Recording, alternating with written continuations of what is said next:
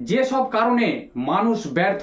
সফলতা অবশ্যই আকর্ষণীয়, কিন্তু এই যাত্রার চারদিক সমস্যায় ভরা। এই পথ চলায় অনেকেই হোঁচট খেয়ে পড়ে যায়, সাফল্য তখন অধরায় রয়ে যায়। জীবনে সফল হতে হলে সেই সব বাধা বিপত্তি পার হয়ে যেতে জানতে হবে। আমাদের নিজের কিছু স্বভাবই আমাদের সফল হতে দেয় না, আমরা তা বুঝতেও পারি না। অলক্ষ্যেই নিজের ভিতরে লালন করে চলি, কিন্তু দিন শেষে ভাবি আমাদের কি দোষ, কেন আমরা আজ ব্যর্থ।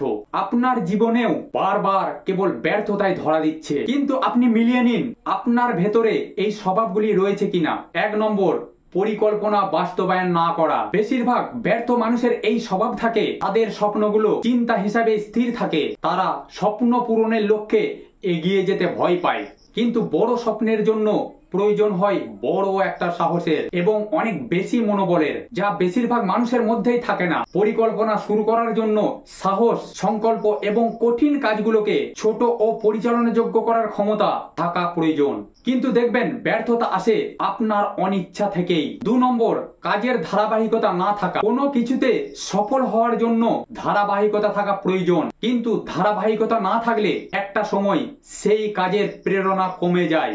ধারাবাহিকতা মানে কেবল একই কাজ নিয়মিত করতে থাকাই নয়, এটি আপনার শৃঙ্খলা, একাগ্রতা প্রকাশ করে। যে কোনো প্রতিকূল পরিবেশে দৃঢ়তা এবং অধ্যবসায়, প্রতিকূলতা সত্ত্বেও অবিরাম এগিয়ে যাওয়া, কাঙ্ক্ষিত গন্তব্যের কাছাকাছি যাওয়ার সংকল্প থাকতে হবে। 3 নম্বর, ব্যর্থতার ভয়। ভয় হলো একটি শক্তিশালী প্রতিপক্ষ, এটি বেশিরভাগ সময়ে সাফল্যের সম্ভাবনার চেয়ে বড় হয়। ব্যর্থতার ভয় আঁকড়ে ধরে আপনার প্রচেষ্টাকে পঙ্গু করে দেয়, কিন্তু ব্যর্থতা মানে সবকিছু শেষ নয়, বরং আপনার জন্য এটি একটি নতুন শিক্ষা নিয়ে আসে।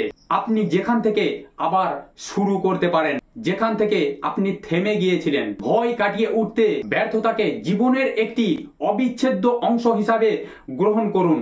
4 নম্বর, নির্দিষ্ট লক্ষ্য না থাকা। লক্ষ্য ছাড়া জীবন একটি কম্পাস, পাল ছাড়া নৌকার মতো।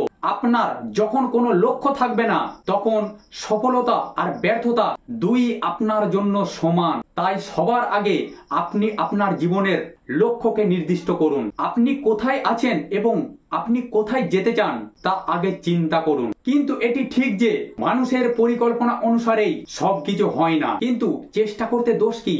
আপনি যখন লক্ষ্য ঠিক রেখে এগিয়ে যাবেন, তখন শতভাগ না হলেও সন্তুষ্টিজনক সফলতা জীবনে আসবেই। 5 নম্বর, আত্মবিশ্বাসের অভাব।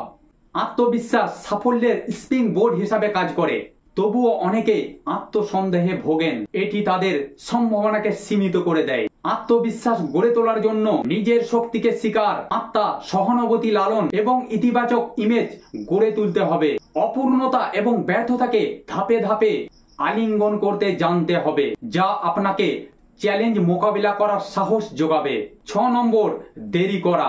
শুধুমাত্র সময়ের কাজ সময়ে না করার কারণে অনেকেই জীবনে মুখ থুবড়ে পড়ে। এই ব্যর্থতা অনেক সময় সারা জীবনেও কাটিয়ে ওঠা সম্ভব হয় না, কারণ সবকিছু ফিরিয়ে আনা গেলেও সময় কখনো ফিরিয়ে আনা যায় না। আপনার কাজগুলোকে বোঝা হিসাবে না দেখে ছোট ছোট ভাগ করে সম্পাদন করুন। যে কাজ আপনাকে করতে হবে সেই কাজ আপনি আনন্দ নিয়ে করুন, এতে কাজের মান ভালো হবে, আবার আপনার সফলতার সম্ভাবনাও 100 গুণ বেড়ে যাবে। তো সম্মানীয় দর্শকবৃন্দ, নিশ্চয়ই আপনারা বুঝতে পারলেন আপনাদের কেন ব্যর্থতা থেকে যায়, আপনারা কেন সফলতা অর্জন করতে পারেন না।